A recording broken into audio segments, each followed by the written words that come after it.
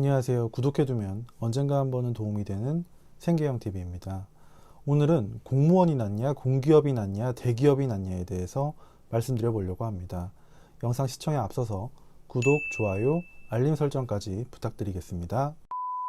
제 채널 영상 중에 유일하게 17만 조회수를 넘긴, 어쩌면 앞으로 올릴 제 채널의 어떤 영상도 도달하지 못할 조회수를 기록한 대기업 직장인의 현실이라는 영상에 달린 댓글들 중에 공기업은 어떤가요? 공무원은 어떤가요? 하는 댓글들이 생각보다 많이 달리더라고요. 결론부터 말씀드리면 저는 이걸 정확하게 알 수가 없죠.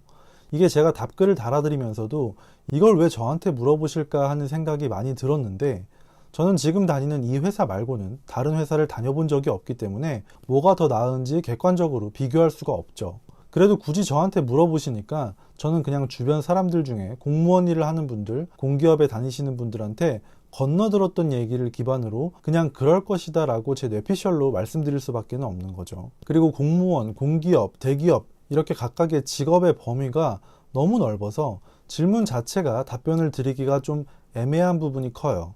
좀 더 구체적으로 공무원이라면 몇 급, 공기업이라면 어떤 공기업, 대기업이라면 어느 회사, 이렇게 좀 특정 지어서 물어보는 게 아니기 때문에 뭉뚱그려서 비교할 수밖에 없죠. 물론 구체적으로 특정 회사를 찝어서 물어보신다고 해서 정확한 답을 드릴 수 있는 것도 아니긴 하고, 물어보시는 분들도 저한테 정확한 답을 기대하고 물어보셨다기보다는 그냥 너의 생각은 어떠냐 정도를 물어보신 것 같기는 해요. 그래서 굳이 비전문가의 입장에서 생각을 말씀드려 보자면, 어떤 일이 더 좋은지 판단을 하려면 일단 기준을 세워야 되겠죠. 대표적인 직업 선택의 기준 3가지 정도로 생각을 해보면, 첫 번째로는 직업의 안정성 측면을 고려해 볼 수 있겠죠.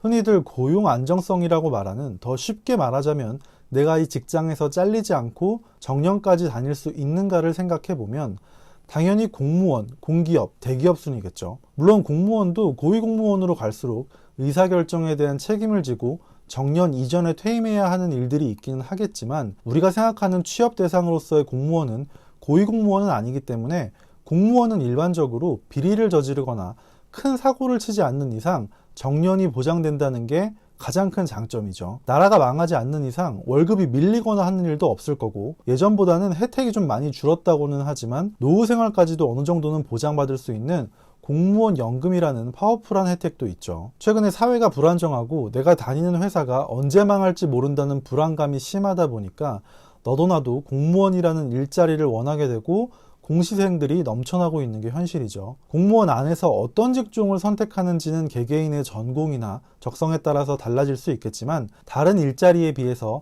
압도적인 안정성을 가지고 있기 때문에 내가 직업 선택에 있어서 무엇보다 안정성을 최우선시한다, 그러면 그냥 공무원 시험을 준비하시면 됩니다. 두 번째로는 모든 사람들이 가장 민감하게 반응할 수밖에 없는 급여 수준을 생각하지 않을 수가 없죠. 이게 참 애매하기는 한데, 지난 영상에서 말씀드린 대로 대기업 직장인이라고 해서 무조건 높은 급여를 받는 건 아니에요.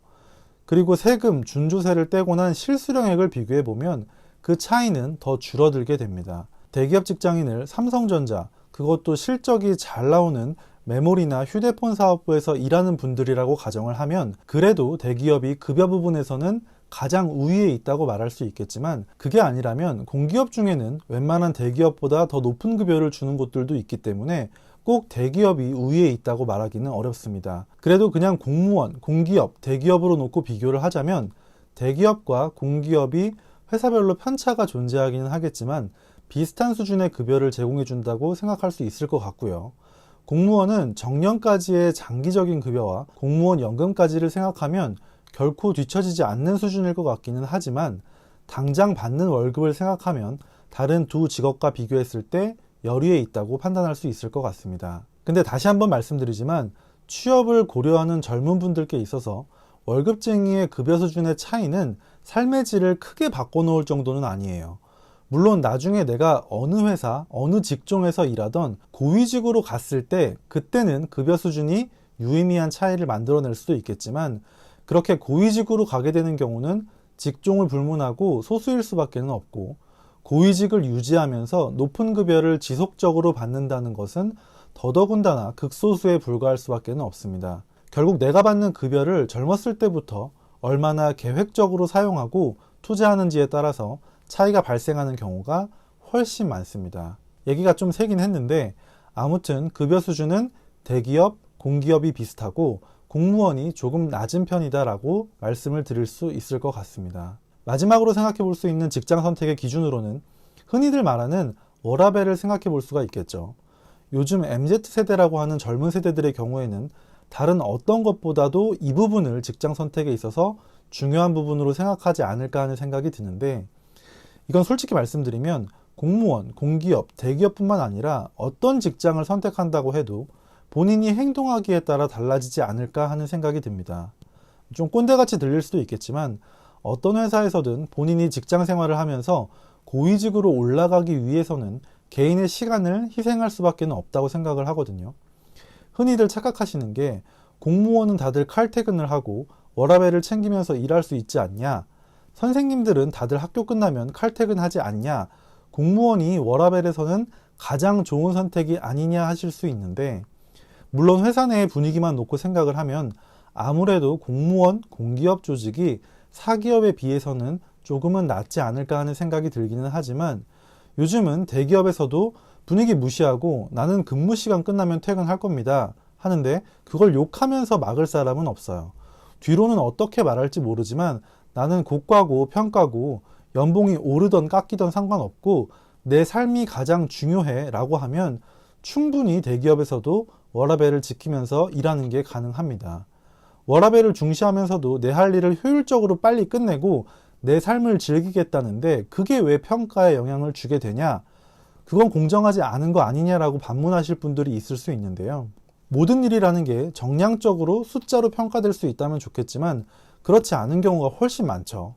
평가에는 늘 정성적인 평가가 동반되다 보니 누군가는 본인 할 일을 효율적으로 하면서도 윗사람에게 인정받고 더 높은 곳으로 승진을 하겠다라는 생각으로 개인의 삶을 좀 희생하고 그게 일이건 상사나 동료, 후배와의 식사 시간이던 더 많은 시간을 회사에 할애하는 사람이 분명히 있습니다.